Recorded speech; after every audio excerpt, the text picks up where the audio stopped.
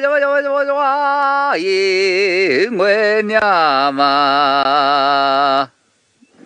is Safari Live.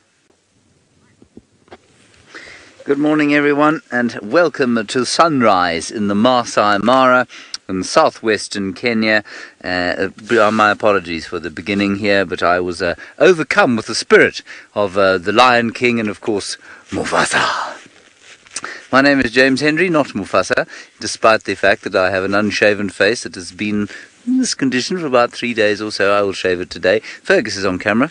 Hello. There's Fergus. He's saying hello today, not saluting. I think saluting's for the afternoons. On the other foot, I suppose, 2,500 miles to the south, we have Stefan van der Boer. And then I think Scott is out knocking about with some cheetah over there, and perhaps Brent Leo Smith out on the other vehicle. Not sure who else is about. I think that's the four of us. You are the most important part of what we're doing, of course, so please do talk to us using the hashtag Safari Live on Twitter. Otherwise, you can talk to us on the YouTube chat stream. Our plan today is to wind our way slowly back up towards the Mara Triangle. We've left the Black Rock Pride for now.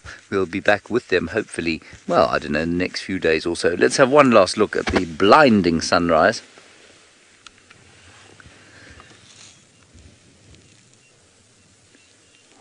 That is quite special, isn't it, Fergus? Very, very nice. Oh, and there are birds there. Good heavens, that's magnificent. I'm taking lots of illegal photographs. I shouldn't tell people that I do things illegally.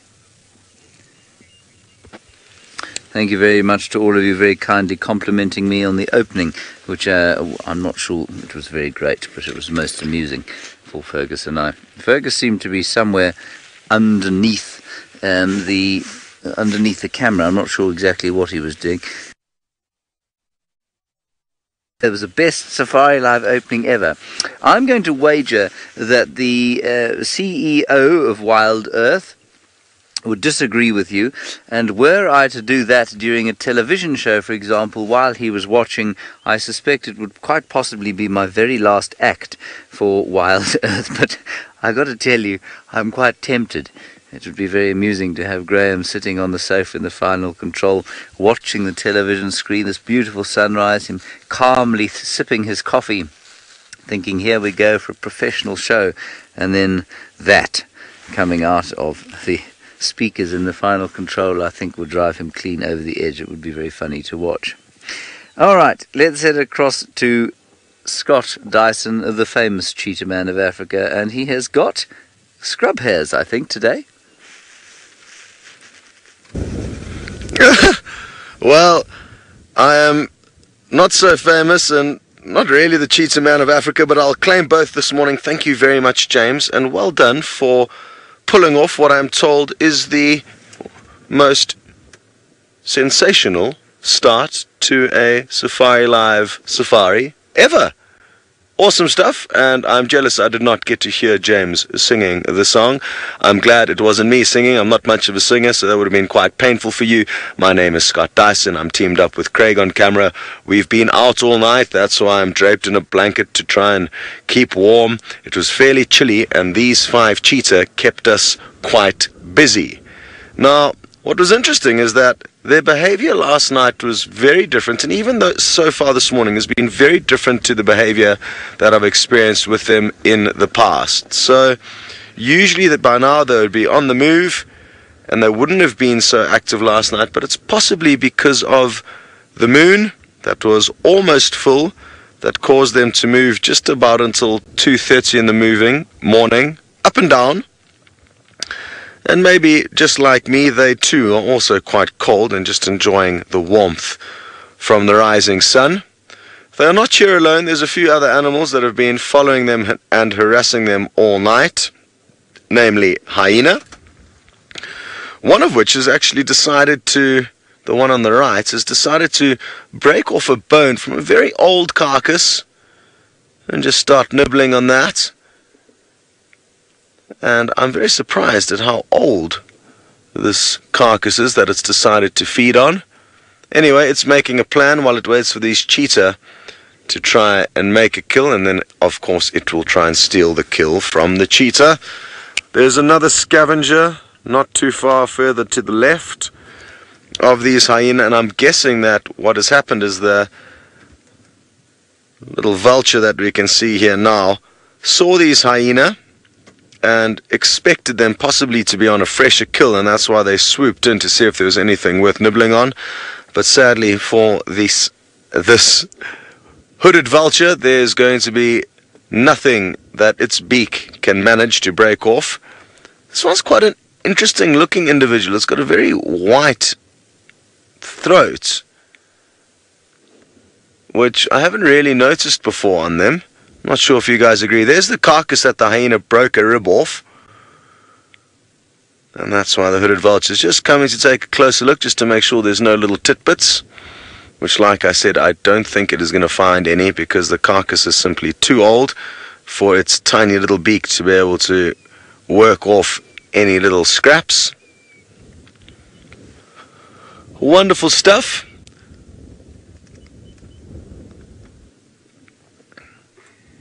Now, the reason why Craig and I spent the whole night out here is that we were confident that these guys were going to be able to, will be doing some hunting. Usually, from what I found, they like to feed every 24 to 36 hours, and they fed 48 hours ago. So 2 mornings ago they had their last meal. So I'm hoping with a little bit of luck they're going to get on the move and start harassing the wildebeest when they find them. There's some just over this ridge. There's not too many behind us. We're in quite an open area, but there are some lingering not too far away.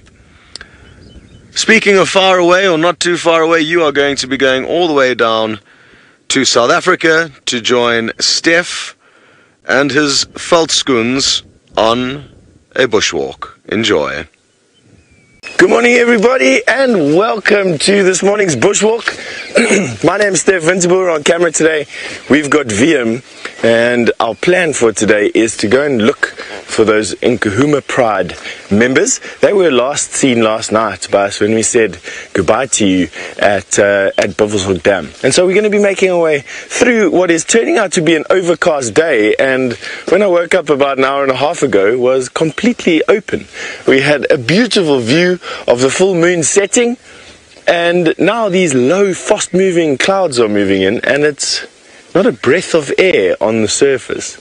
There's definitely something happening in the upper atmosphere. It's coming in from Mozambique, coming in from the south and the east. This is where we get our rain from, and they predicted rain for the end of the week, so hold some thumbs that we get some rain, and it can pour here.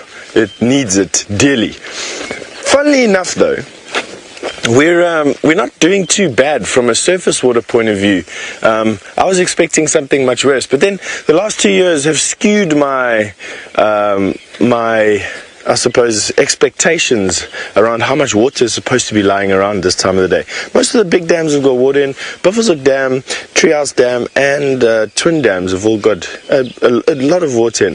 Djuma Dam does not have that much water in it, but then it never really did. It's quite a shallow dam, and I think it would dry up relatively quickly. But what I'm trying to get at is the fact that there's a lot of surface water around, and that means that there's a lot of water in this part of the park. And so I think it's a contributing factor to why these lions are looking a bit skinny for a time of year where there's supposed to be feast for them.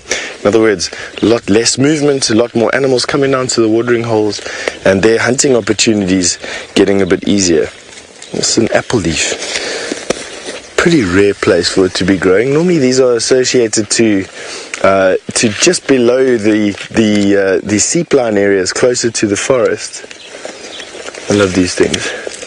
This doesn't always work, but these are called apple leaves because their leaves sound like apples when you bite them. Let's see if I can get it to work this morning. Listen carefully. That worked. I like that noise. It feels like it sounds like a green apple. It does, eh? Yesterday I was asked what I would use in the bush to blow my nose because I got a little bit of flu. So I was asked, this one would work quite well. Oh, they got a lovely smell. They remind me of silkworms when we used to keep silkworms as a kid. When you stuck your head into the bowl and smelt your silkworms, this is what they smelt like. A bowl full of silkworm. Very nice. Alright, so we're heading off east. We're going to be walking across this valley that's lying in front of us, over that hill in the distance there, probably in about that line is, if I were to guess, where Buffelshoek is.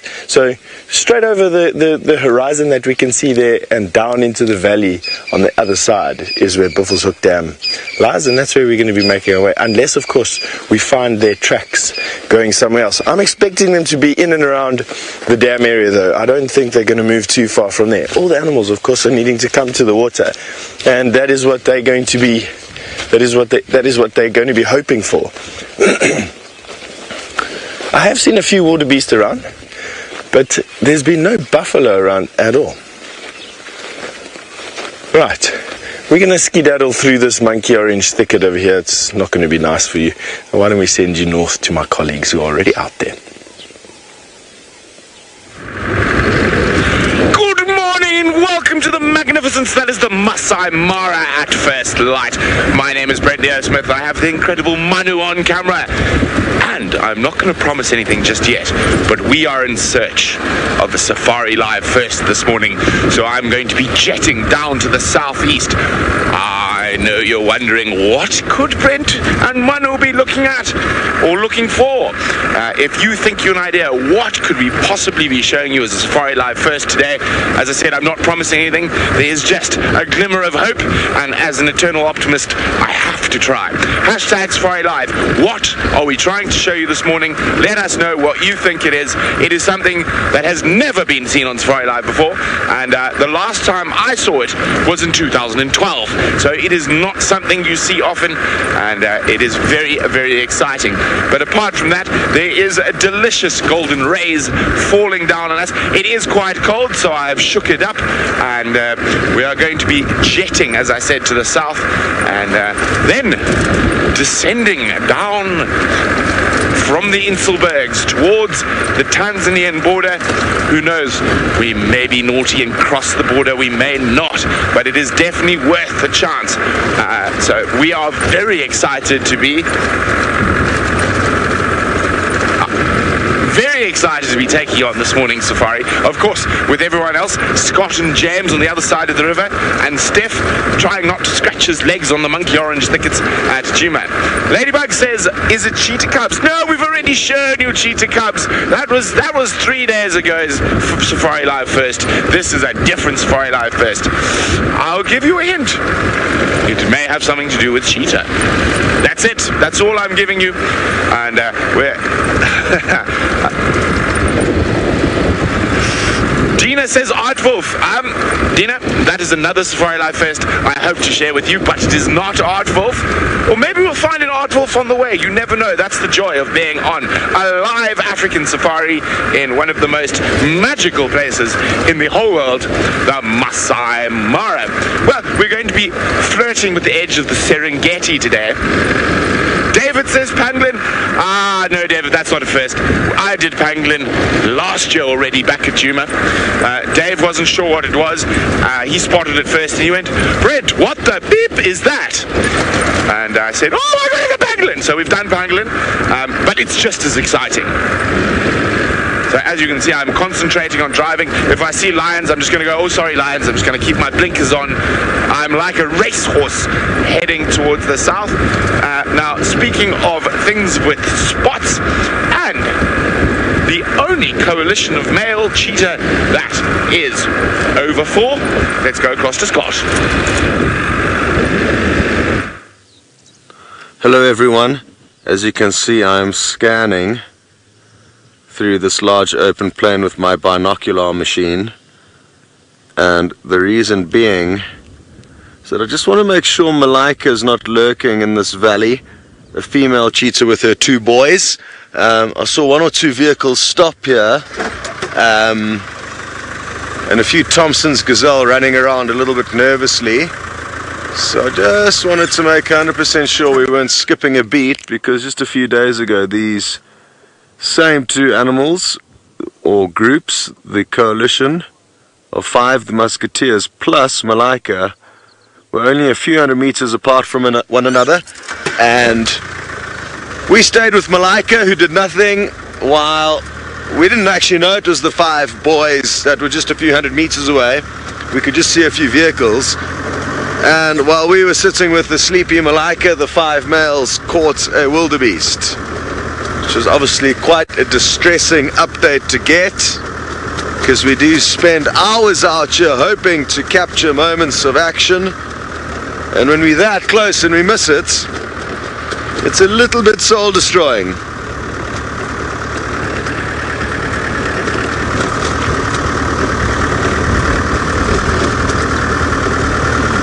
Hello Michael, yes, I did mention that there's multiple cheetah researchers to start with, but I did mention a while back on a couple of occasions that one of them told me that she was awaiting DNA scat samples that will be able to provide us with the information as to where these cheetah come from, or at least which families, whether they are related or not. It's not going to tell us where they come from, but at least it's going to tell us how many of them are actually brothers. And surprisingly, I think they're just quite busy. I've been trying to contact that same researcher to actually give her a hard drive with some of the footage that we've got of the cheetah that we said we would give to her, and she's being a little bit tricky to track down. But what I'll do is I'll give her a call in an hour or so and see if I can't get any further updates as to when she thinks she might in fact have those results, because it'll be hugely interesting. Another update which I forgot to tell you guys, it's not the best news, but we've noticed that one of these cheetahs got a limp. It seems like his back left leg is a bit funky. It's not anything chronic, I mean it's not like it's crippled, but it's definitely nursing its one back left leg. Well, it's only got one back left leg, its back left leg. And we're not sure how it happened. We just noticed it last night. It could be that it hurts it obviously hunting, you know, pull the hamstring, or it may have been walloped by a wildebeest during the hunt. So either way, I'm not hugely concerned at this stage, but we must definitely monitor it. And let's hope that it's nothing serious. Even if it is, though, I think he has the benefits of the fact that there's another 4 very able bodies that he is a team with, and they will continue to catch food and allow him to eat, even if he is a little bit slowed down from his injury. Oh, there's a little marabou stork ruffling its feathers in the background. It's interesting, there was a false alarm created by the hyena that snacked on that carcass that we showed you a little bit earlier, and quite a few vultures came down to the scene. But like I said, it was a false alarm, so they have now headed off, and it's just the marabou stork that is now lurking behind. Good. Well, please can you have happy thoughts regarding these cheetah waking up and taking us on a stroll, and you can do that while you head across to James on his adventures. Yes, I'd very much like for you to have happy thoughts while you're on your adventures with us here. Now, we are on the Tanzanian border. This, I think, is the Tanzanian border. We found a large concrete plinth. I was on the left-hand side of it. I should have been on the right, so we moved back across this way. There's Tanzania. We're heading towards the Purunghat Bridge, which is basically the confluence of the Sand River and the Mara rivers, and then we'll head back into the Mara Triangle. Absolutely zero activity from any kind of herd around here, and the grass really has been grazed pretty flat in this area. And we spoke about cattle yesterday evening and how parts of the eastern area had been grazed flat by cattle. No cattle in this area. This is purely wildebeest and zebra that have come through here and devoured this grass. So this really has been taken down short, and I'm fascinated by the fact that the Thompson's gazelles have not arrived at all this year. Anyway, there's not an animal in sight. We've seen a few impala, a couple of hyena, 1 or 2 warthogs, but around here there seems to be very little indeed. So we're going to drift down this road, see if we can't find something in this little drainage system, which looks to me... Ooh, there's a giraffe. In fact, there are a few of them. They're just not really... It's not a very good view. Let's keep going. It looks to me some sort of tributary of the Sand River. which of course in turn is a tributary of the Great Mara River, which in turn of course flows into Lake Victoria. About 60 miles to the east of us, 100 kilometers to the east, west, that way of where we are now. I'm a bit sad to hear that one of those cheetahs got a limp. I hope they manage to maintain their coalition so that that limp doesn't become a horrendous risk, which of course it will become if the coalition splits up. There we have a nice giraffe heading into the open. Do you see it, Fergus? It is that large mammal with the long neck thing there.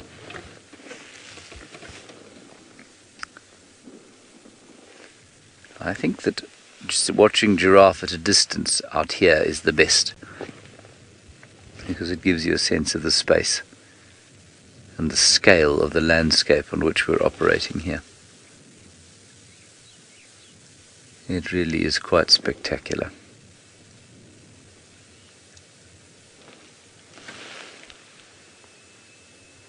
Can hear lions calling way up towards the north.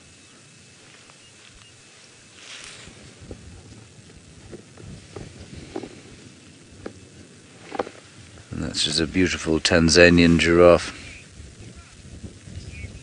Ah, the Jersey lady says, yay, giraffe. The Jersey lady. Thank you, Jersey lady, for saying yay, giraffe. Yes, indeed, yay, and that's not the only one.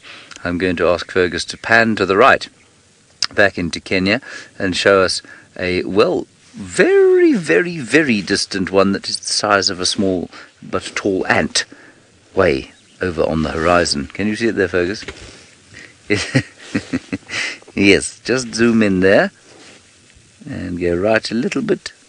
Right there, you've got him. That giraffe is about a mile away.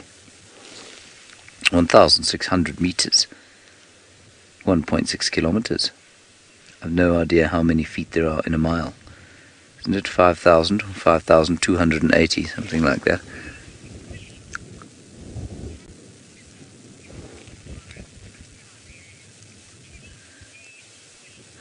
Trilly a Willy. Somebody called Chili a Willy. Chili a Willy, you want to know where, if the Thompson's gazelles are not here, where are they? They're in the Serengeti, I think. I mean, there are some around here, but the big herds that move with the migration, some 200,000 odd apparently, you'll find that they are in the Serengeti and they just never bothered to come up here. It was very unkind of them. We'll have to have a word with them when we next see them. Now there are 3 giraffe coming out into the open, as well as those impalas. These are impala, are they, Fergus? I think they are. I'll just say very far away.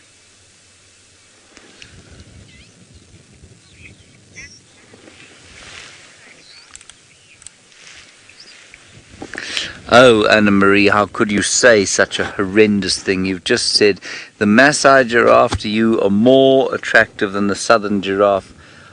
Oh, Anna-Marie, the pain in my heart.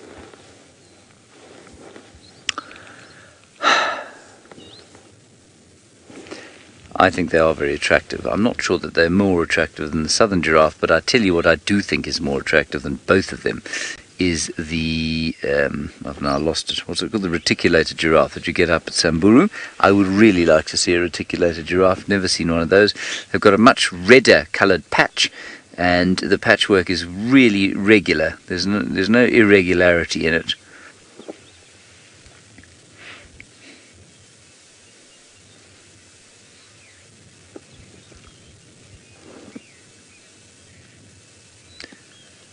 Oh, Sarai, nice question. You say, is the giraffe's outer layer made of hairless skin, or is that fur? No, it's fur. It's a sort of, it's not long hair, but it's definitely fur. It's quite coarse. I guess it could be likened to a very short horse's coat or cattle coat. That one seems to be eating some soil, which is interesting. Or perhaps a very small bush. But Sarai, there's definitely hair there. It's furry. And I have touched it before, not on a living giraffe, but you come across carcasses every so often, and so you feel the hair and see what it's like. It's like a very sort of coarse horse hair.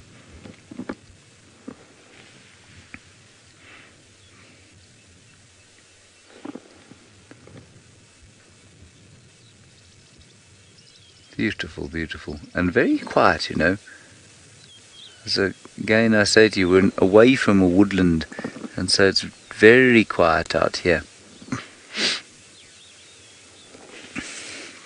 Christina, you say is the one on the right a female and pregnant? Good grief, if you've managed to spot that at this distance, I'll be seriously impressed.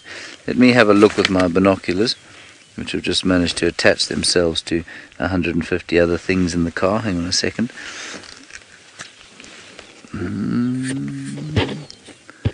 Female and pregnant. Definitely female. Pregnant? Possibly, I don't know. I can't see from here. She's turning now.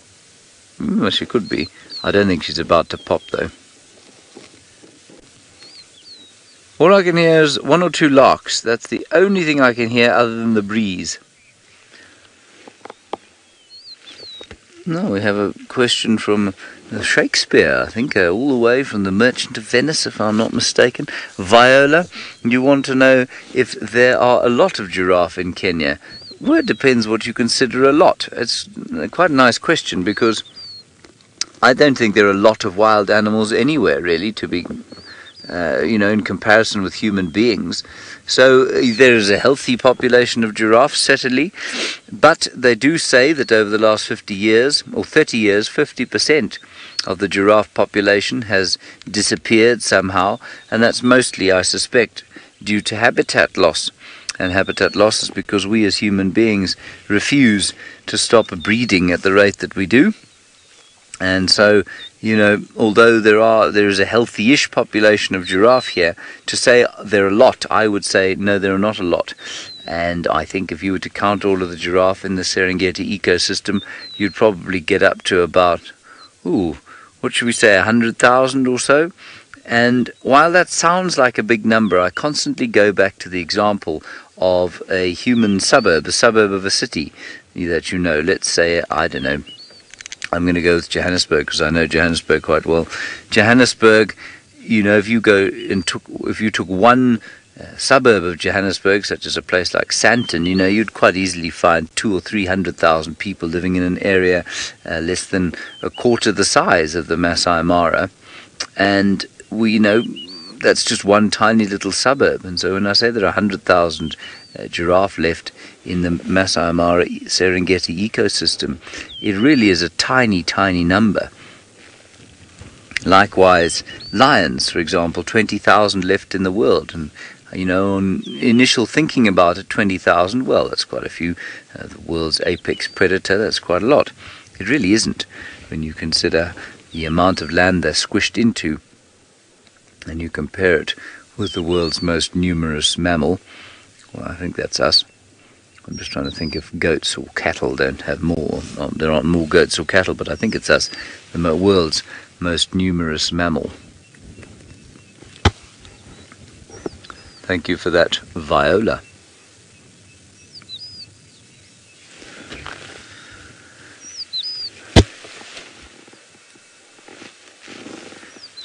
Trevor, you say, are giraffe like zebra with their own distinct spots? Yes, they are.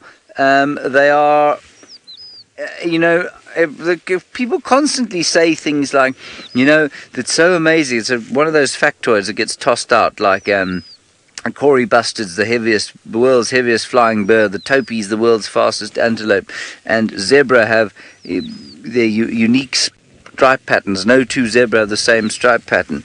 Well, I just think that it would be much more remarkable if they did have the same stripe pattern. It would mean some kind of fairly remarkable genetic evolution to have made them all the same.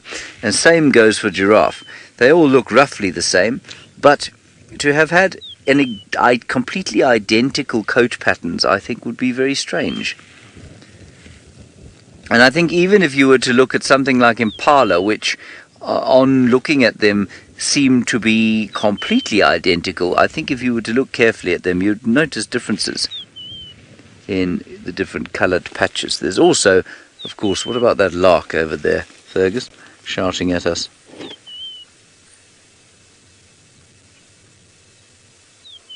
A rufous-napped lark, if I'm not mistaken. There we go.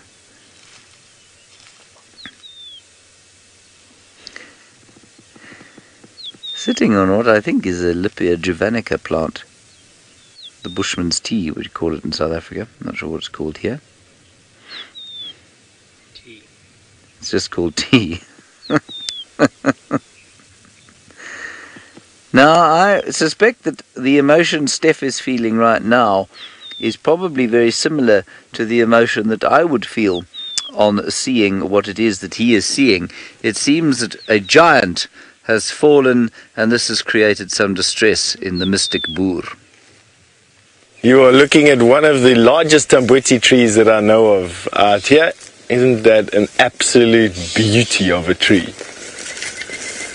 This is also, incidentally, the largest tamboti grove that I know of here at Djuma, and consists of about 60 or 70 trees that are around about this size and a little bit smaller, and a fantastic grove of trees it is. Tamboti, of course, a tamboti thicket, of course, which is what we're standing in right here along the edge of this drainage line, is one of the rarest forest types in the whole of the world, and definitely the rarest forest type in South Africa. And we've got a lovely thicket of them here, which stretches about a mile or two by a couple of 100 yards wide by a mile or two down. That's how big this one is here. Now, I feel like I've lost an old friend. I came down to this particular point in the reserve because I wanted to show you, excuse me, I wanted to show you the flowers on this boerbean tree.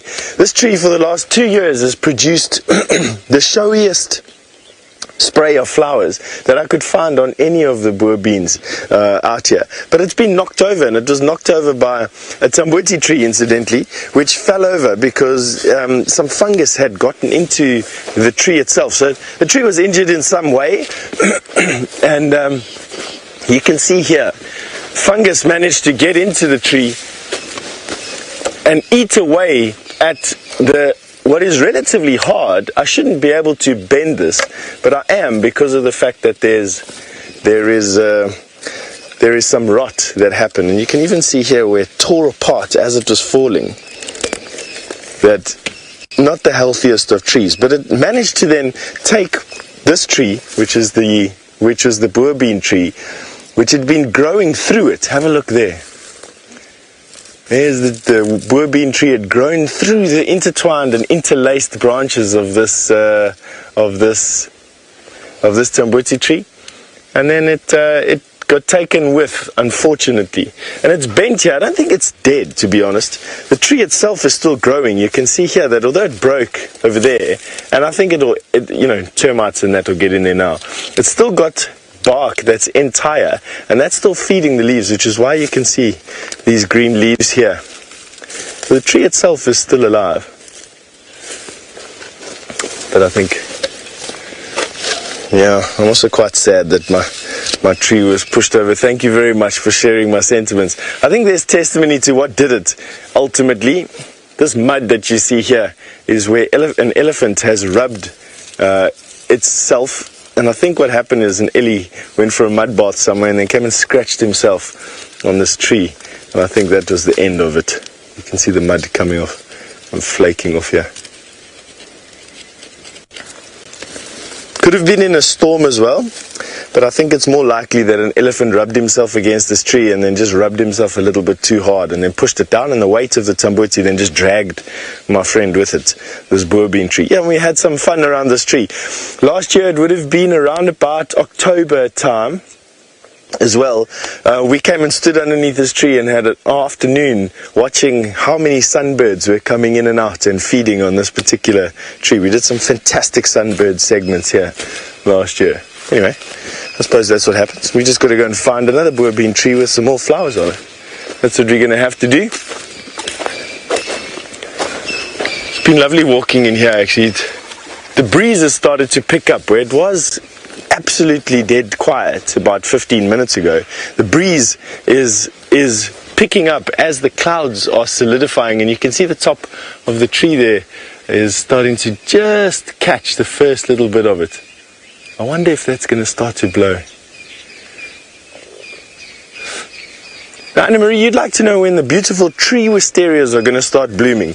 Anna-Marie, I've actually seen them all over the place blooming, with the exception of here. And I think it's because I just haven't seen one. In actual fact, talking about tree wisteria, let's see if that's got some flowers on it. Let me take you to a tree wisteria. Let's go and see what it's doing. If that is one. Looks like one. I've seen quite a few tree wisterias in flower, and they are beautiful at the moment. One thing I have also noticed is the apple leaves are starting to flower as well. There's a fantastic apple leaf just close to the camp, which is putting on a beautiful show at the moment. Let's go and see if we can find you a tree wisteria with some flowers on it. This one is just getting its flowers now, Anna-Marie.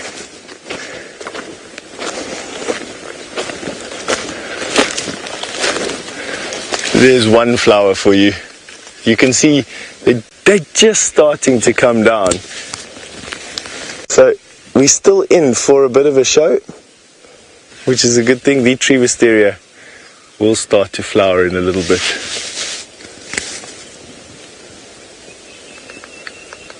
Very difficult filming against the sky, to be honest.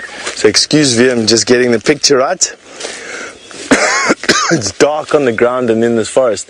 And when you lift up the camera, it has a bit of a moment to try and readjust. Let me see if I can bring this down. Here we go. For those of you who don't know what a tree wisteria flower looks like, this is one here, and the tree gets full of them. So Anna-Marie, there's your tree wisteria flower. Just one though, not a whole spray of them. There you go. Alright. Why don't we send you over to Brent? He's got something to tell you. Well, we're still heading east. We're not even halfway yet, but don't worry, my foot is about as flat as humanly possible while driving through the zone. We haven't seen anything apart from a few elephants, some zebra and an ostrich, but I think it's definitely worth the chance to where we're heading. I don't think it's an area we've ever showed you before live, as well as a bonus to something hopefully absolutely magical and fantastical down there. The other nice thing about it is that we've never been there live, so we tested signal there 2-3 days ago, and we found it worked, which was very exciting news because it opens up a massive area down near the Tanzanian border that we haven't been able to utilize because of signal, but it seems like the signal there is great now, so hopefully long may it continue. Now, have we got... yeah. So Michael would like to know if it's a cheetah with an unusual kill. Nope, not that. I'm having so much fun not letting you know what it is today. Oh. No. Anna, a caracal? Oh, unfortunately not. Unfortunately not a caracal. I've only seen caracal twice since I've been in the Mara, and both have been in the deep dead of night, somewhere between 1 and 3 a.m. Oh, any lions on the hill today? No lions. Marianne would like to know, is it a Congoni? No, it's definitely not a Congoni. Congoni, for those of you wondering, is actually a general word in East Africa for hartebeest. So it could be Luels, Cokes, Liechtensteins are all called Congoni.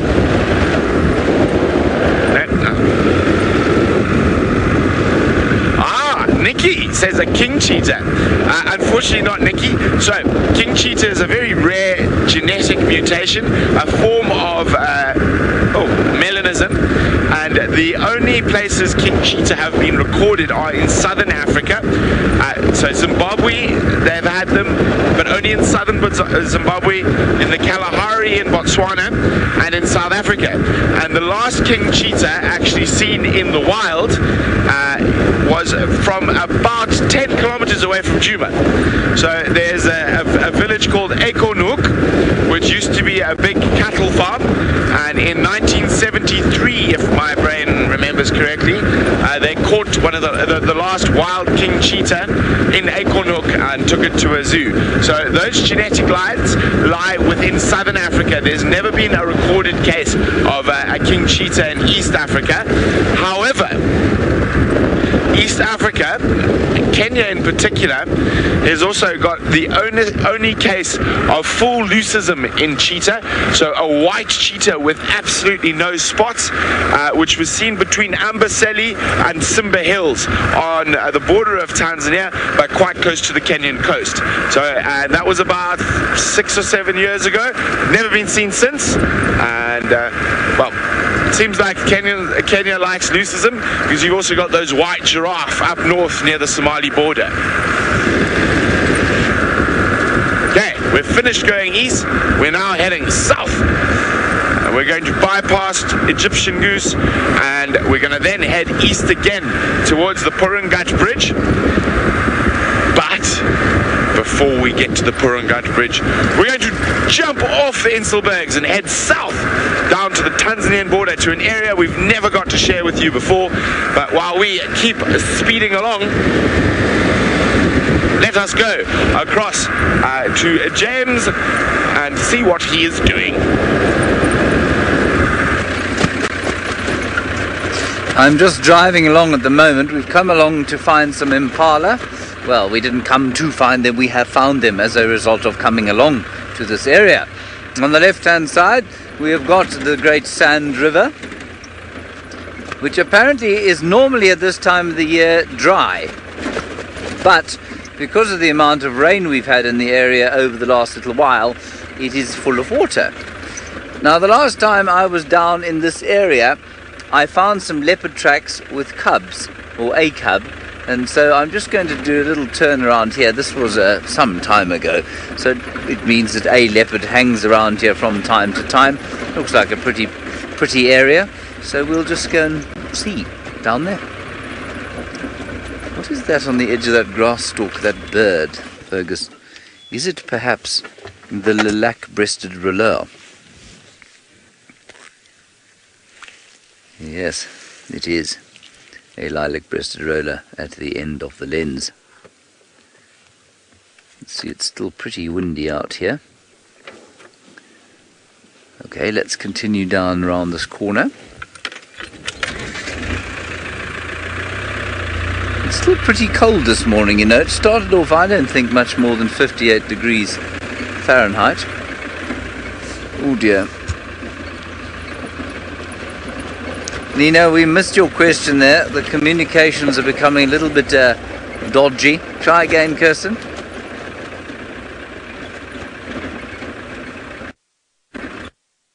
All I got there, Nina, was animals and minerals in the soil.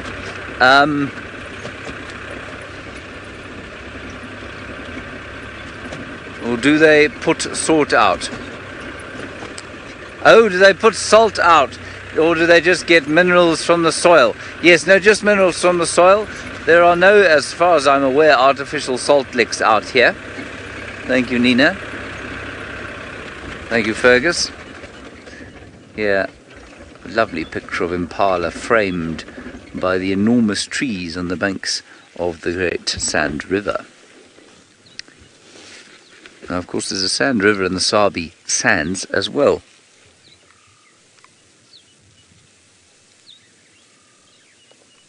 And it is very pretty as well.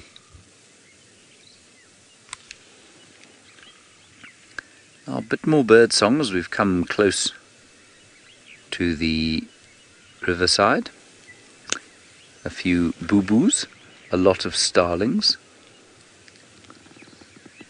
Digital, you're wondering about the typical impala herd size. Oh, it really does vary. In this area, I'd say this was about typical. This is a big bachelor herd of, 1, 2, 3, 4, 5, 6, 7, 8, 9, 10, 11, 12, 13, 14, roughly 20 to 30 animals.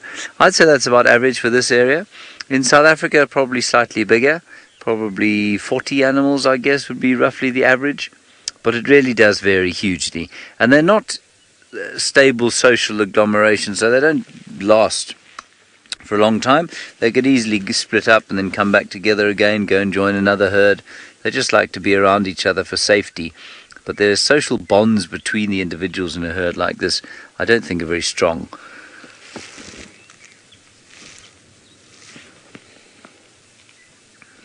You can see the wind rustling it there. I can hear some hardy dogs.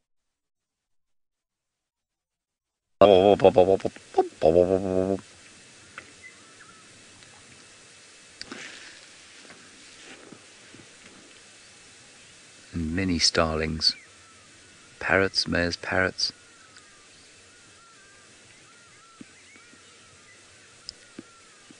Sounds like the old swallow as well.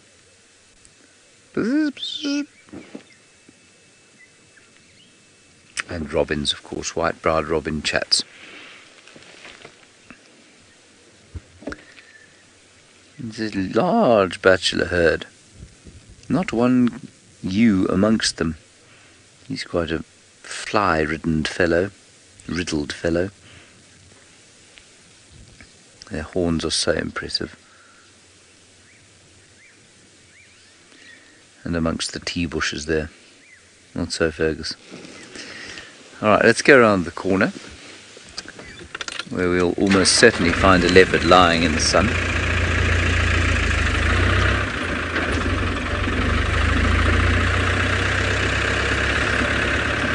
I think comms might get a little dodgy around here. Ooh, a baboon. Kirsten, please give a comms test if you can. Sorry to park you on the slope, Fergus. Ah, we have got comms. There's the olive baboon.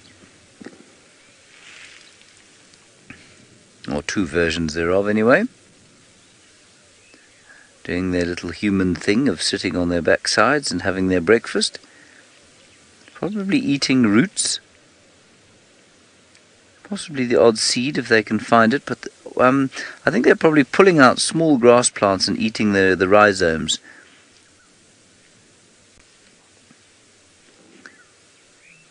I just think that they are spectacular looking creatures. Lions calling the way in the distance again. There are a few more of them there. And of course we've seen this in South Africa as well, haven't we? Baboons and impala hanging around together.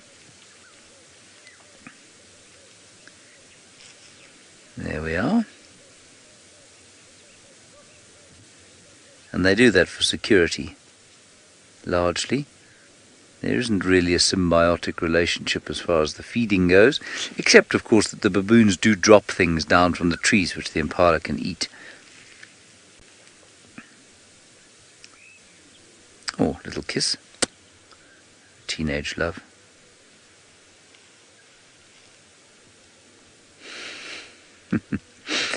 I just think that the Chakma baboon that we have up down in South Africa looks like a gangster, and I think these things look much more, I don't know, less like they're going to try and steal your lunch. The most gangster looking baboon I think is the yellow baboon. They're really skinny and kind of ropey looking things. Fuzzman Sparkles, you're wondering if I've seen a Sykes monkey in the Mara. I'm just trying to remember if I saw one here or I saw one. No, I saw one at the beach. I haven't seen one here. I believe they are on the mammal list for this area, but I don't think I've seen one here. I have seen one on the beach though, far in the east of the country. Well, obviously it was in the Far East, it was on the beach. Look at them warming in the sun.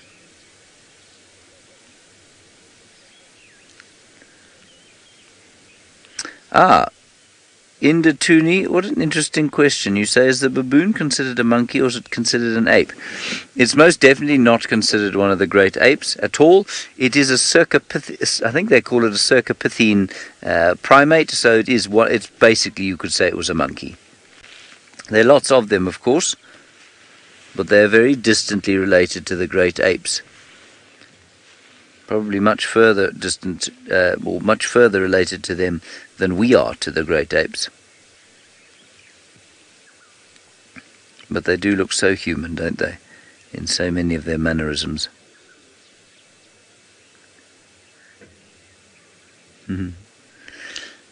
Aubrey, you want to know if anybody knows if lions will kill baboons? Absolutely they will, and I've seen it. I haven't actually watched it. I haven't watched it live myself. Sorry, I lost my train of thought because those two teenagers are now not kissing anymore. They've taken it to the next level. In fact, they've taken it 4 or 5 levels higher than that. They seem to be fairly unsuccessful. They've split apart now. Aubrey, I've completely forgotten what you asked now. What was the question again? Oh, lions kill baboons. Yes, they do. I've not seen it live, but I've definitely seen footage of it, and I know it used to happen quite frequently at a place called Angama where I used to work, and I've definitely seen lions eating baboons. So yes, they can kill baboons. They catch them on the floor like this.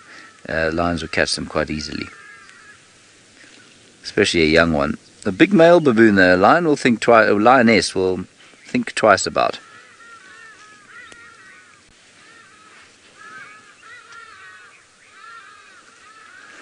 Tony, 2 toes. I'm sorry that you've only got 2 toes. I don't know what happened to the rest of them. You want to know if the various baboons have different behavior. Do they behave in different ways? No, I don't think they do hugely. I'm sure they do from region to region. Oh, shut up. Sorry, Tony. Ill-mannered. Hardy-dars flying over. Tony, I think you'll find that they all behave pretty much in the same way, and their behavior is largely dependent on the area that they live rather than the actual species, if you know what I mean.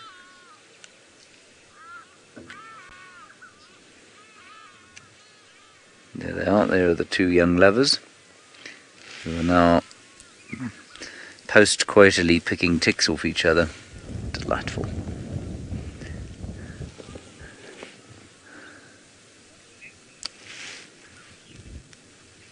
Alright, I'm quite disturbed by what I've seen by these 2 things here.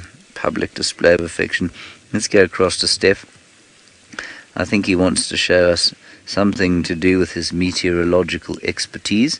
I've got no idea what the meteorology is looking like in the low veld, but Steph will tell you now. Look at the weather front that's coming in with the breeze. Now, when we woke up this morning, at about 4:15 I was awake, it was clear blue sky, and when we were having our coffee with VM, it was another clear sky. We were looking at the full moon and the sun was looking like it was coming up. Now what's happening is it looks like rain coming in. We haven't quite decided what it is just yet. We don't know if it's low cloud, mist, drizzle, rain. It just looks pretty epic, and everything's gone quiet.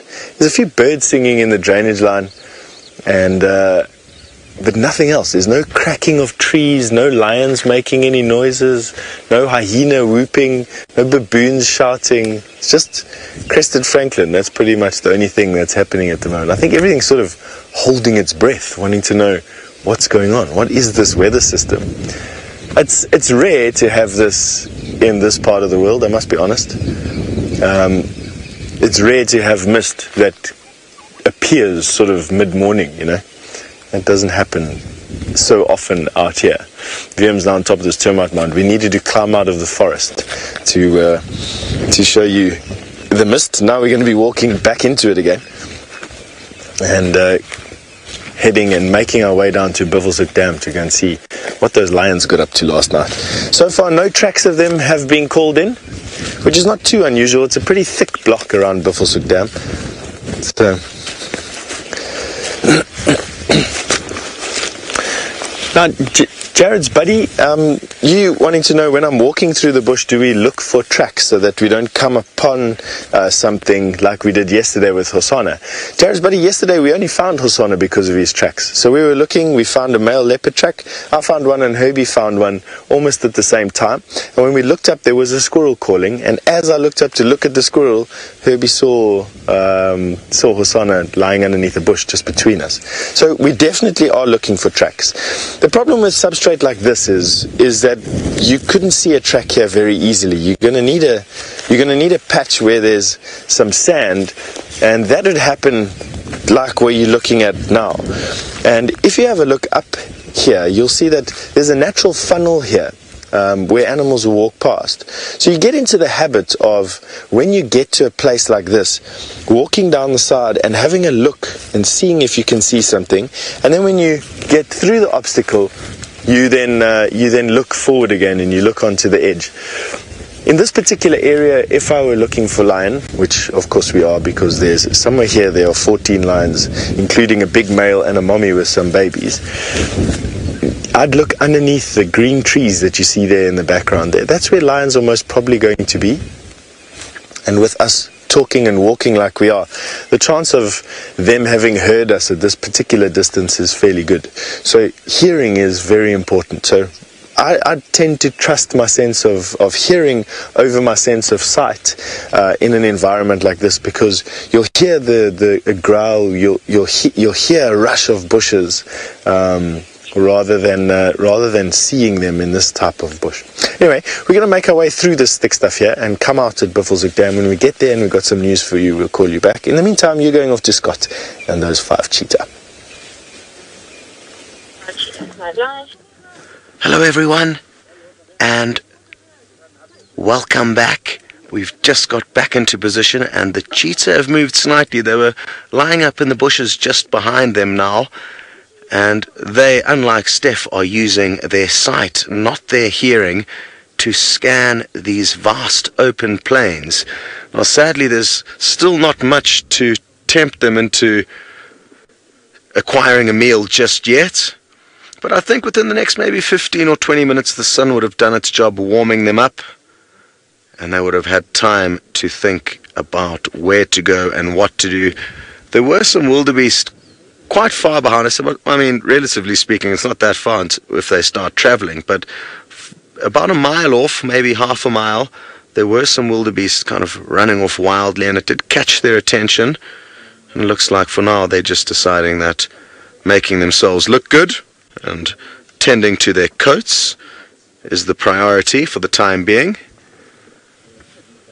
Beautiful. There's 2 birds I'd like to show you just off to the left of them. They've been snoozing up in that tree over there. Lappet-faced vultures, the king of the vulture kingdom. They are monsters with huge heads and beaks, and they command the most respect at carcasses. It looks like they're actually on a nest there, so it's not just that they were snoozing on top of that tree. You can see there's a lot of dead branches that they perched on, and they would have positioned them there, and that could well be their nest that they use every year. Interesting that it's just only a few meters off the ground, but obviously safe enough. It seems like that bush is quite hard to penetrate, so it'll be difficult for predators to get up and pluck the chicks out.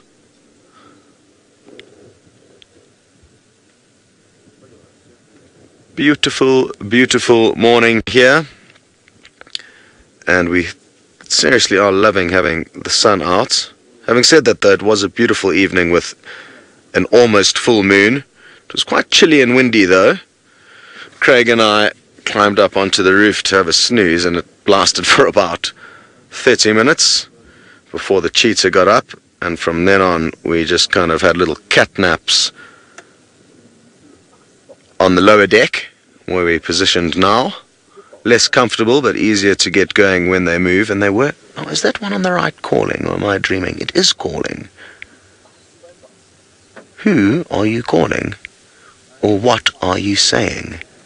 Now, we can't hear it from here. You can just see it opening its mouth. It's kind of a high-pitched chirp that's difficult for me to imitate, but I'll go for it. It's kind of like a ow, ow.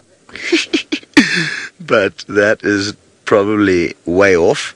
It's as close to getting it right as possible. Ooh, what has that one on the left seen? It got up with quite a lot of purpose.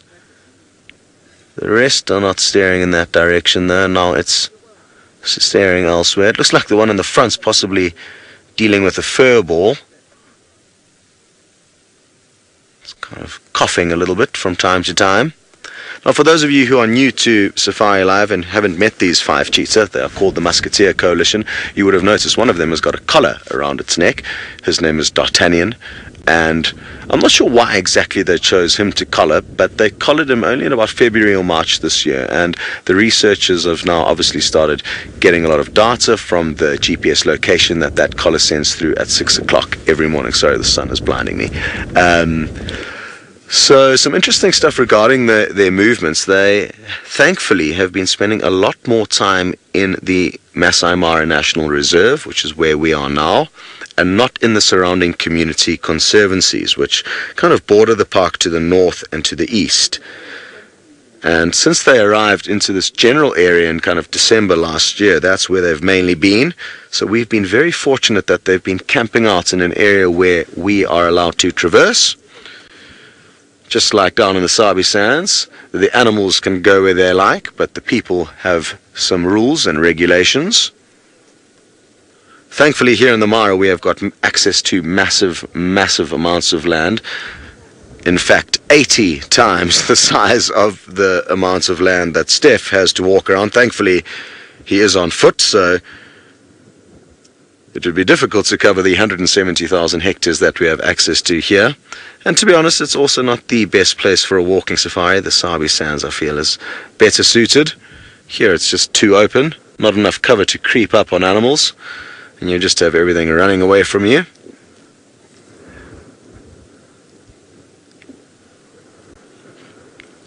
Now, they've been fairly peaceful the last 12 hours, and the thing is that they sometimes can be quite violent with one another, establishing hierarchy, and it's quite interesting to me how some days they'll be all friendly and the other days they'll be fighting and growling at one another. So they're obviously going through a good patch. Sorry, Kirsty, I just plugged in my earpiece now. Sorry, everyone, I was completely unprepared for your arrival. You may have heard Kirsty speaking over the radio, over the open radio, as she linked across to me, and I then forgot to plug my earpiece in, so I haven't been listening to anything you guys have been asking me, so apologies for not answering your questions, but I will start now. And if you'd like to send through a question, you just hashtag Safari Live on Twitter, and then we can chat, and we do love to chat, so please let us know any thoughts, comments, or questions.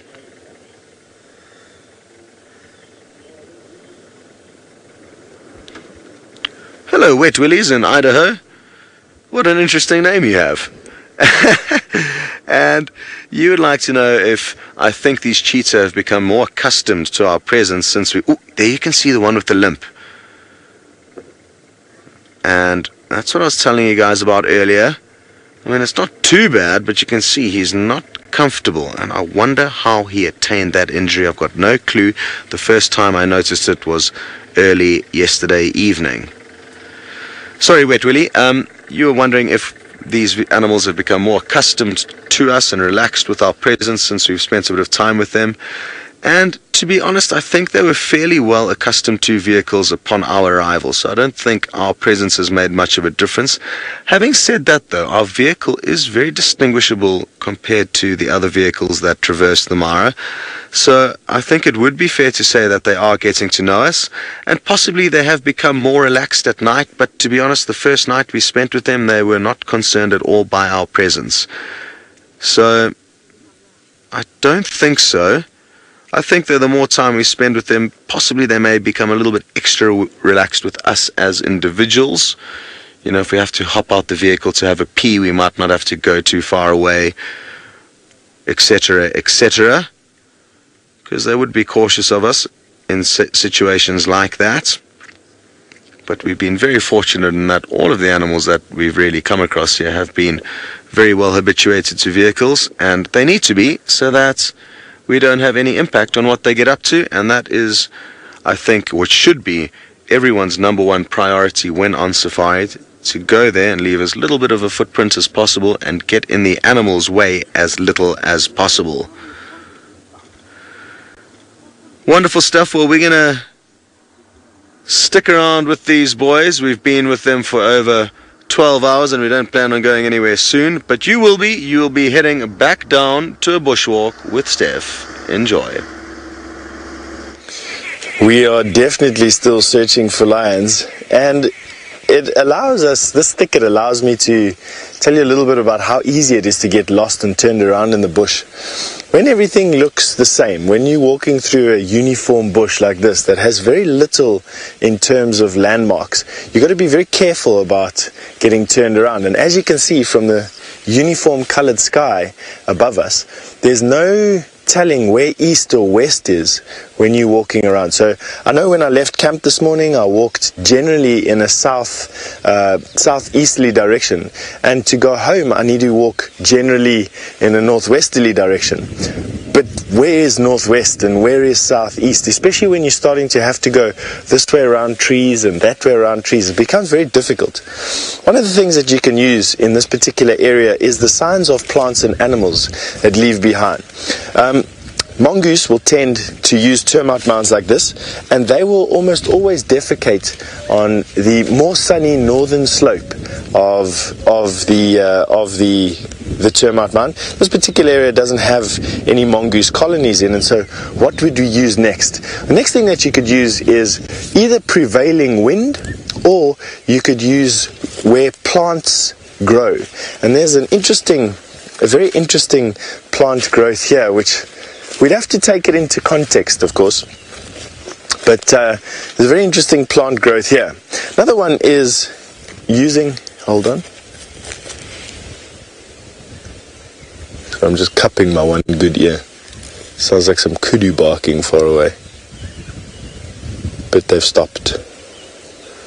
Doing this, giving yourself kudu ears, is a fantastic way of funneling more sound into your ears. It works very, very well. So wherever you're sitting, without looking ridiculous, of course, cup your ears and face it. So look at somebody that's talking far away and then cup your ears, and you'll notice that it'll amplify the sound. And we use it to find directions out here. Kudu's barking. Anyway, come and have a look here. So here we've got some moss that's busy growing on the tree. Now you've got to be careful about prevailing wind when you're using this, but generally the moss that grows on a tree in the southern hemisphere, south of the Tropic of Capricorn like we are now, will be on the southern side of the tree. So when you have a look around this tree, you'll notice that there's more moss on the one side than the other. And that is because this moss is growing on the southern side of the tree. So I now know that south is roughly there and north is roughly there. And that allows me then to remember that east is there and west is there. That means home is there. And we're heading in this direction here. Now I say, so you can use that. Another way of doing it is by looking at the angle of the top of a termite mound. In an area that is where you have a lot of termite mounds, as the termite mound builds up and goes higher, the sun will dry the northern side of the tower first. So as the termites build it with their saliva, the tower will contract on the one side first, and as they get up, they'll tend to lean towards the northern side, south of the Tropic of Capricorn again, where the sun is always in the northern part of the sky. Lean slightly more towards the north. You can then take an average. You need to take an average. You can't just use one. Take an average of where they're leaning most towards, and that'll give you the direction north. So on a day like today, where you've got a uniform bush, walking around in circles, you don't know where the sun is, you have to still remember how to tell direction. If you don't have a compass, or you don't have a GPS, or you can't just phone someone to come fetch you, so one of those things, little bush survival skills 101. Let's go and have a look at this tree. There's been some interesting birds there.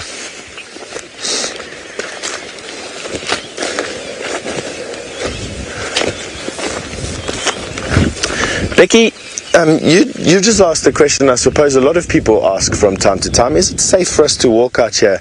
Are we not going to be bumping into something like the lions that we're looking for? And what will they do if we bump into them on foot? Becky, man has been walking around in these forests basically since we arrived here, hundreds of thousands of years ago.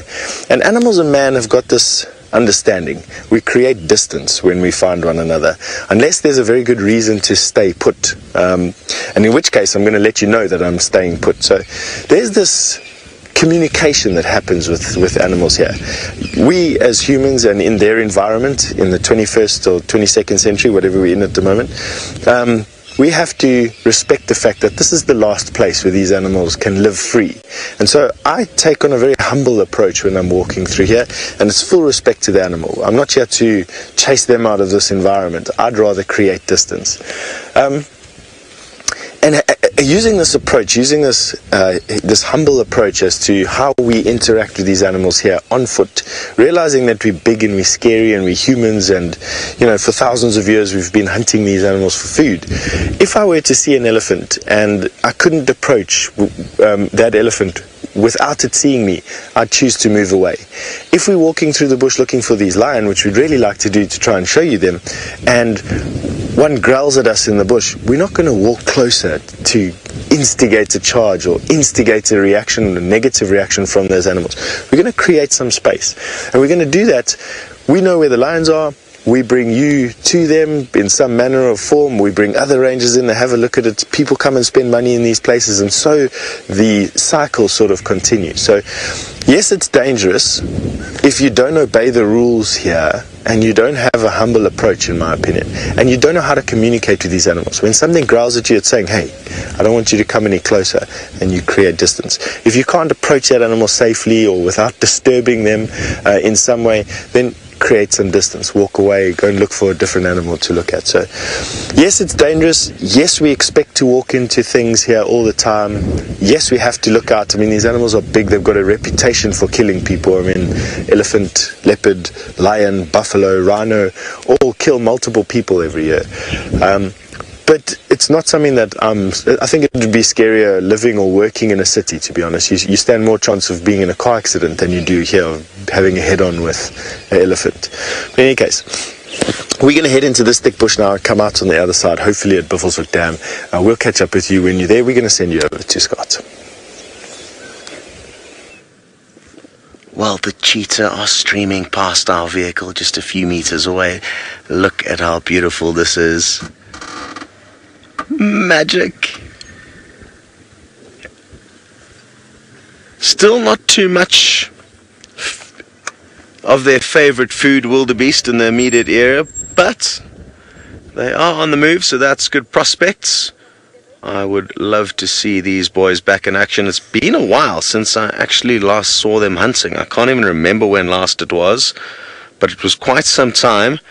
And Craig and I have headed across here on what is now the end of a 3-night mission, in the hope of getting Craig an opportunity to get some cool cheetah hunting footage, and so far we have failed. So the pressure is on. I feel like I've failed because of our 2 mornings ago where we missed out on a lot of good action. Hello to Kaylee. You'd like to know if these boys would get a little bit frisky one another and fight over a lady if they came across one. Sorry, Haley, not Kaylee. And yes, they certainly would. And I would love to see them and what it actually would come down to, how aggressive a fight it would be, who the main 2 contenders would be. And I would also like to see what the others do while the winner is actually mating. Do they stay nearby? Another thing that's very, very interesting that I'd never really thought about, to be honest, before I started spending time with cheetah 3 months ago, because before coming here I've never really worked in areas where there have been lots of cheetah. And cheetah only mate at night, which is very interesting. Lion and leopards mate all day, all night. They're not too concerned, whereas cheetah, I'm told, and it makes sense, because when have you ever seen a photograph of cheetah mating? Never. I never have. and I'm sure most of you haven't, but lions and leopards, you commonly see photographs of them. So it'll be very cool to see them mating, how exactly it goes down, if it's much different to lion or leopard. Because that in itself, once the males have had their fights, Ailey, the act of mating for big cats, or most cats, is often quite a painful affair for both the male and the female, so they growl and swat one another.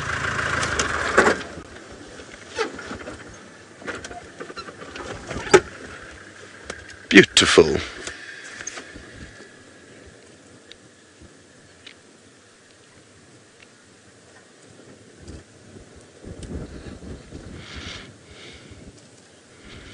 Hello to Aegis. You've asked an interesting question, but a good one, because strange things happen out here and it's best we are ready for anything. You would like to know if one of these cheetah hopped up into the vehicle and started purring gently and caressing me, would it be put down because it's crossed that kind of human-animal boundary? And no, it wouldn't be put down, and it actually does happen in the Masai Mara. Not the purring and caressing, but a female cheetah called Malaika. Let's watch closely here. They might get a little bit frisky with one another, I'm guessing. Yeah. Oh. Okay, D'Artagnan, you show them who's boss. But we certainly don't know who's boss. They haven't appeared to exactly work that out yet, and it's difficult for us to tell who's who, although it is possible. So please help us with that for any of you who are keen to undertake identifying them. Sorry, back to your question. There's a female cheetah called Malaika, and there have been many cheetah in multiple wilderness areas around Africa that have been known to jump onto vehicles to get a good vantage point. Sometimes just the hood of the vehicle and sometimes right on top. And a lot of the vehicles, let's just show the one to our left here, Craig, even though it's a rice rocket, that's the nickname for them, they're going to walk into frame now. But basically all the vehicles have got hoods that pop up, and even the vehicle between the rice rocket and the other green vehicle in the distance, you can see the people poking their head out, and that means if there is a cheetah on top, it's like literally right there by their face. And even though it's highly unlikely that the cheetah will do anything dangerous, it's kind of up to the guides to rather chase the cheetah off rather than letting them do that. As tempting as it is for everyone to have a cheetah that close to them, I think it's irresponsible of us as humans to allow that to happen.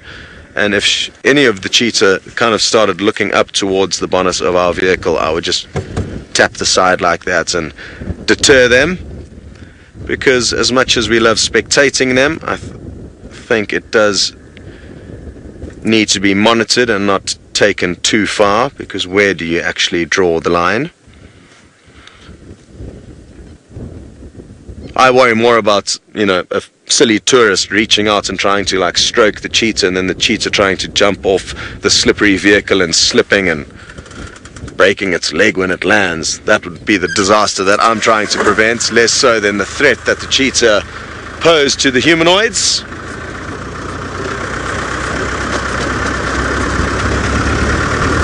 Well, as we continue to follow these cheetah who are looking for wildebeest for breakfast, you are going to be taken across to one of those restaurants right now with James. Well, this would be quite a good restaurant for those cheetah, except that they're very, very long way from here. We're sitting opposite Lookout Hill, and there is a large grouping of wildebeest. I say large in the context of the not migration season. It's a relatively large grouping. And we thought they were heading, in fact they are heading towards the river, but they don't seem to be doing it with an enormous amount of purpose. And I think they were set on their way towards the river by a balloon safari that landed very close by to them. Unfortunately, we can't access the river sort of opposite where they're heading, and so I don't think we're going to sit there and wait for a crossing to occur. But that's where we are. Not a huge number of them. I'd say maybe a few hundred, and maybe they'll pop across here sometime during the day. Who knows?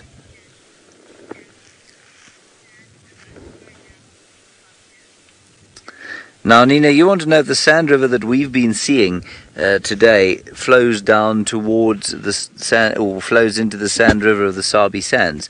No, Nina, it doesn't.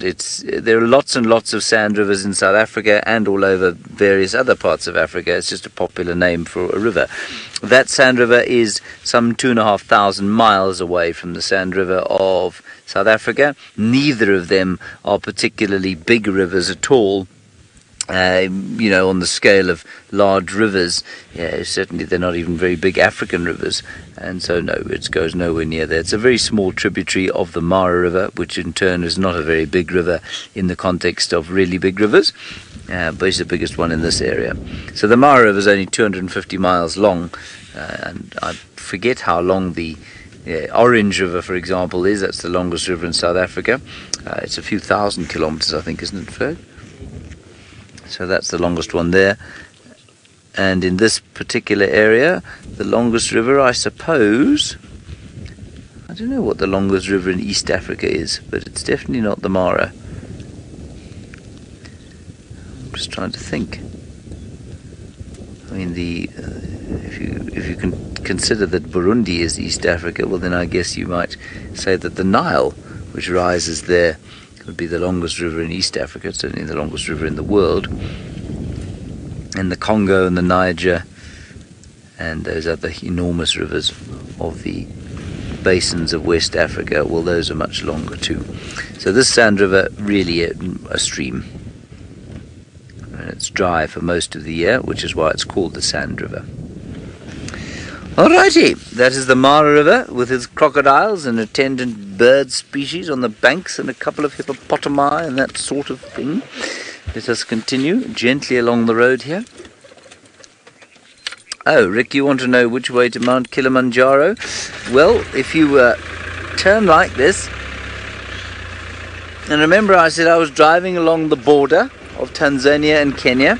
Well, if you were to sort of head just a little bit down there and then you turned due sort of east, a little bit northeast along the border of Tanzania and Kenya, you would eventually come to a point where if you looked down towards the south, you would see Mount Kilimanjaro in Tanzania. So you can see it from the border, but you'd have to go quite a long way to the east before you saw it. Somewhere around there.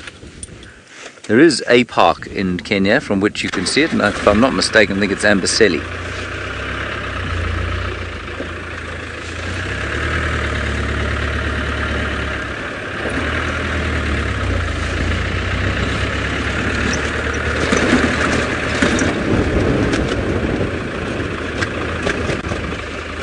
I don't know how to answer this question. Kirsten, ask it again, please.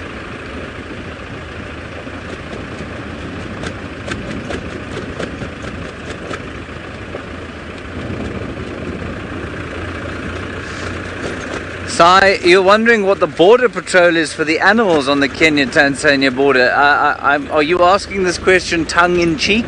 I suppose it would be the baboons then. They like to walk up and down, check who's coming and who's going, and then pass the message along. I'm assuming you're asking that tongue-in-cheek. If not, I'm sorry. I would definitely appoint the baboons if I was to appoint any animal.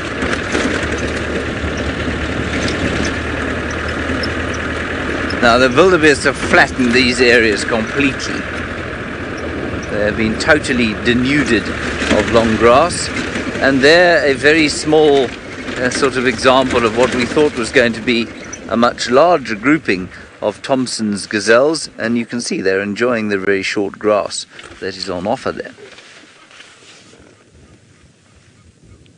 Yes, you are. I can see you are.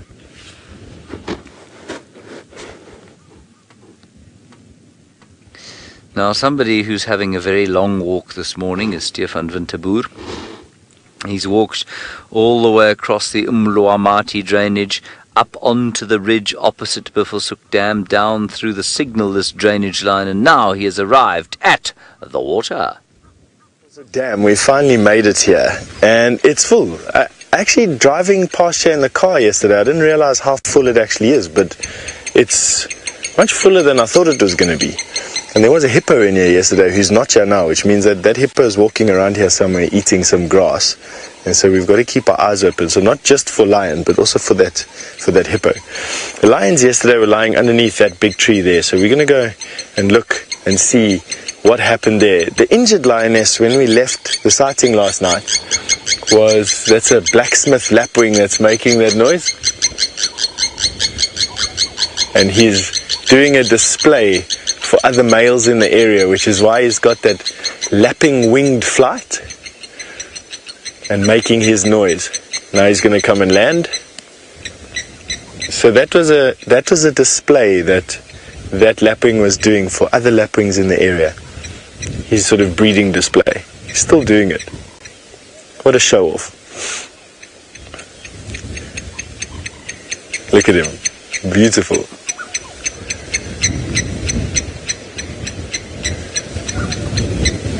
And are you going to land or are you going to do another show? Yeah, you're going to land. Ooh, douche. Fantastic. Well done, VM. So we're going to go and have a look where those lions were lying yesterday. But what is apparent for me is that seep there.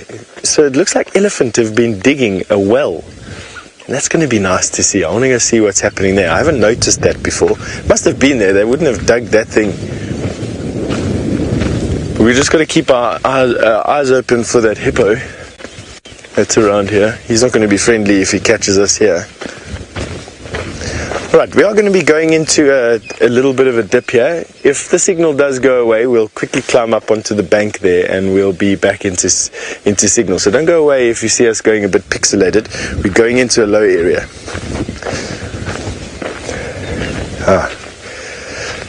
Dark Star, you wanted to know what my favorite animal is to see on bushwalk. I suppose one of the rarer animals, like a honey badger. If we could walk with a honey badger, it would be pretty epic. But look, seeing the big cats or seeing an elephant or a herd of elephants on foot is always exciting. So, you know, it's there's a lot of good things to see out on foot. Here's some lion scat.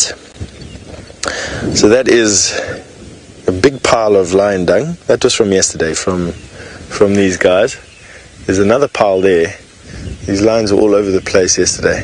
Yeah, no, that is not. I'm going to try and stay away from that. Let's go and have a look here. Yo, there's just lion dung everywhere here. Every lion. We're here obviously for a while.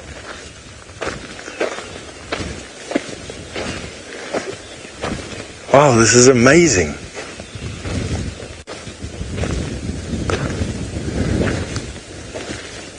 So elephants have come and dug here for water. Now, even though there's a dam here,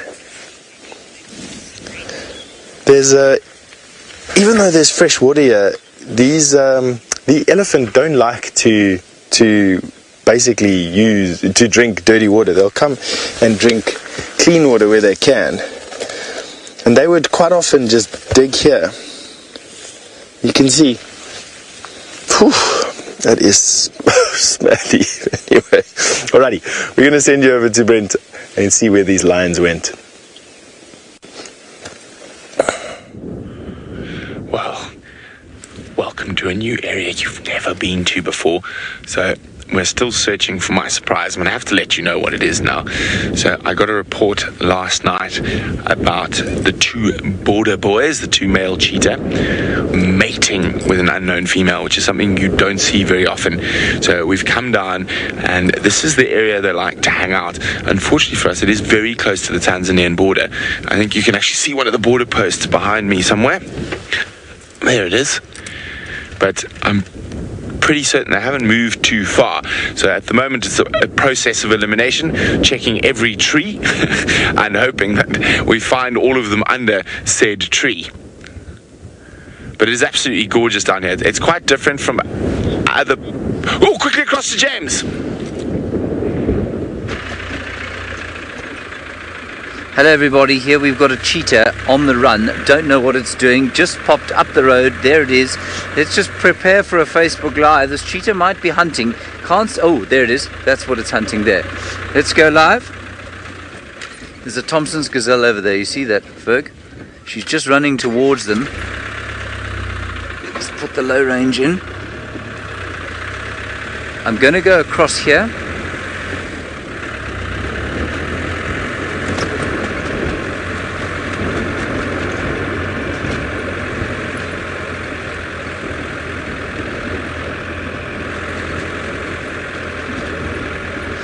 Good morning everyone who's just joined us on social media. We're coming to you live from the Masai Mara. We were driving up the road having a quiet Thursday morning drive, and suddenly we saw a few vehicles, and then we saw that. And that cheetah is on the hunt, and we couldn't see what she was hunting, and now we have spotted what it is. It is in fact some Thompson's gazelle off in the distance.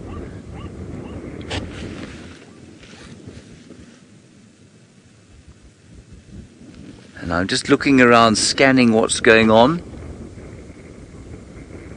There are some wildebeest as well, but for a female cheetah on her own, wildebeest going to be too much.